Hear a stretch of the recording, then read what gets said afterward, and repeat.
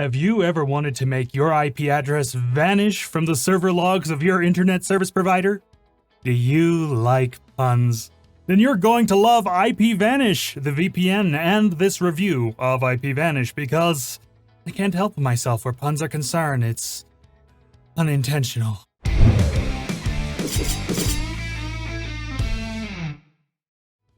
Hi, I'm Ezekiel Bruni. I am a writer, general tech nerd, consultant, and on occasion web designer, and I am here on behalf of VPN Mentor to, as you may have guessed, review IPVanish. All in all, we'll be keeping this review relatively simple. We're going to run a couple of tests live. It's going to be pretty beginner-friendly, with a few details for my fellow nerds thrown in. If you want all the details, do check the links down in the description. There you can find our full review of IPVanish with all of the tests we've run, all of the services we tried, all the results of all those tests, all the details your heart could desire. Go ahead and read that if you're interested. Now, if you do find this video helpful, if you find it useful or even entertaining, please do consider liking, subscribing, hitting the bell notification icon for all future updates. We'd really appreciate it. Alright, let's actually show you the software. Alright, and here we are. This is IPVanish, and as long as I'm connected, you don't see my actual IP address. So there's a lot of servers to choose from, not like the biggest network of servers around. There is a server spread of over 50 countries. So wherever you are, it's likely that you can find a server relatively close to you. It's not the best server spread I've seen, honestly, but it's okay. It'll do. But as long as there's a server near you, the server spread doesn't matter in terms of pure anonymity and browsing speed. It doesn't matter quite as much as, how good the servers actually are. So, let's give that a check. I'm in Mexico City. I'm connected to Dallas, which is usually where I connect when I want to actually reduce my ping for games like Halo Infinite and Apex Legends. Now, that's a little higher than usual, 67 milliseconds of ping. It's not the highest I've seen, but it's a little higher than usual. I just did another review where it was down to 40-something, so, check out the channel. But the download speeds are pretty good. I have 115 megabits max of download speed and 10 megabits of upload speed max. I'm losing a bit more upload speed than I'd like, but overall, the speeds are pretty decent. Not spectacular, but very decent. And that's pretty solid. That's good enough for most browsing uses and torrenting, which, by the way, IPVanish does support. So if you want to download your Linux distributions and your legal torrents from public domain torrents and Internet Archive, you can do that. We're not really here to talk about torrenting all that much. We're here to talk about what everyone really wants to talk about. Let's be honest with ourselves. So you've gone on a trip, you're on business or on vacation, you want to watch your favorite shows, but Netflix or your streaming service of choice has decided not to let you because you're in the wrong country. How do you fix that? Well, obviously, it's why you're watching this. And we're going to run a couple of tests real quick. So here we are. As you can see, I'm disconnected and not showing you my IP address. And so this is just the Mexico server. Disenchantment. Absolutely love it. I'm a huge fan of fantasy, obviously. So, Matt Groening and I think it's pronounced Groening or Groening. And fantasy combined. I love it. So, as you can see, that worked fine. I can't show more than a few seconds because copyright stuff. But now let's try out Disney. Oh, what the heck. Let's play some Hercules. Hercules. And working. I definitely can't show you any more than a few seconds of Disney stuff. Because they take copyright seriously. So I'm just going to connect back to the Dallas server I was using a second ago, and we're going to see how well it handles streaming video on Netflix and, of course, Disney+, which can be kind of hard to do, actually. So now, as you can see, I'm connected. I'm connected to just the Dallas server again, and now we're going to try this again. Let's watch a little bit of Daredevil before it gets taken off of Netflix. Can you believe that? Okay, so we're connected to Dallas. Daredevil's working just fine. We're going to reload Disney Plus because Disney Plus can be finicky with VPNs.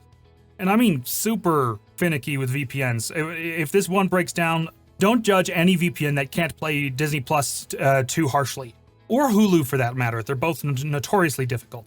But it looks like it's working just fine. Let's get in a little Moana. Gotta love me some Dwayne Johnson and Alan Tudyk as the chicken, my god. I mean, Alan is great in everything he's in, but whatever. So as you can see, the IPVanish actually works fantastically for both Disney Plus and Netflix, which, Disney Plus is, like I said, one of the harder ones. I'm actually kind of impressed and happy because when problems happen during these reviews, they take longer. So as you can see, the program does have an emphasis on streaming and media access. Although if you want to see a tutorial on how to watch Netflix from anywhere, check the link in the description because we have a tutorial specifically about that. I mentioned a couple of things already, like how it supports gaming, how it can, and how it supports torrenting and all of that good stuff, but there's a couple more security and logistics features and things to talk about. This, frankly, is where I'm going to talk about some of the nerdy stuff. Several protocols are supported, including WireGuard, OpenVPN, and even some older ones like PPTP and SSTP, which honestly are getting phased out by some companies, but if you have an old modem that only supports those, go for it. It has a kill switch, so if your VPN disconnects, it will automatically make sure your internet disconnects to keep data from leaking. There is a no URL logging policy, and it does work with the Tor browser, and trust me, if you're using the Tor browser at all, you want to use a VPN with it. The actual app supports, of course, Windows, Mac, iOS, Android, Chrome OS. For some reason, it doesn't have a Chrome extension, but it supports Chrome OS specifically. So, if you've got a Chromebook, you can use IPVanish. The Fire TV, some routers, naturally.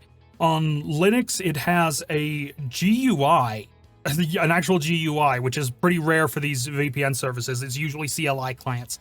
And it supports both Deb and RPM-based installs, and of course you can use some manual configuration on distros that aren't Debian or RPM-based. IPVanish is exceptional in that it seems to offer unlimited connections to the servers at a time. Most of these services will allow you to connect up to 5 or 10 devices at a time.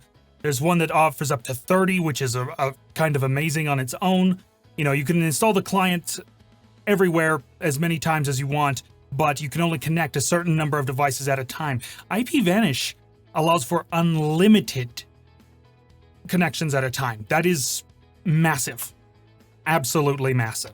A couple of more logistical things. It does have split tunneling, which for you newbies allows you to decide which applications you want to connect to the VPN and not just connect all of them at once.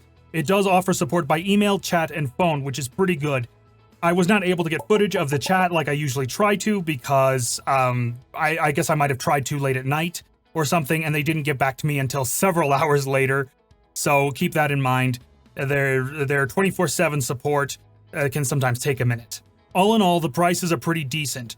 It is a fair bit cheaper the more you pay, like the more time you pay for the first year, but only for the first year. After that, the price goes back up, so, keep an eye on that fine print. But if you want to start off with a VPN that's cheap now, and you like the features, and you expect to be making more money later, then, IPVanish is priced fine. It's priced fairly, I would say. There is a 30-day money-back guarantee, so you're not risking a ton of money necessarily. And if you want to get it all a bit cheaper, check out the coupon page linked below where we have coupons for IPVanish and ExpressVPN and most other major VPN services. That can help you get started a whole lot cheaper. IPVanish accepts credit cards and PayPal, basically just that, but if you have that, you're golden. So the final score. IPVanish has some decent features. It has decent speeds from what from my tests. Honestly, I like that it has a proper Linux client with a GUI and everything because not every Linux user is an uber nerd. And I like, of course, the unmetered connections and just the general, good server network it has. ExpressVPN really is still our favorite with 94 countries in its server network or more and a whole bunch of, other features we love. But if IPVanish calls to you, it's not a bad choice. Not by any means.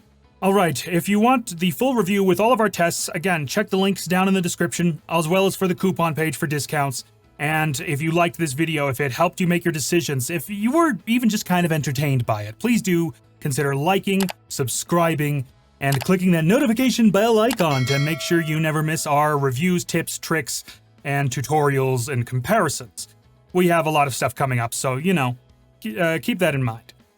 I had a lot of fun making this video. I hope you had fun watching it. My name is Ezekiel Bruni, and I'm signing out.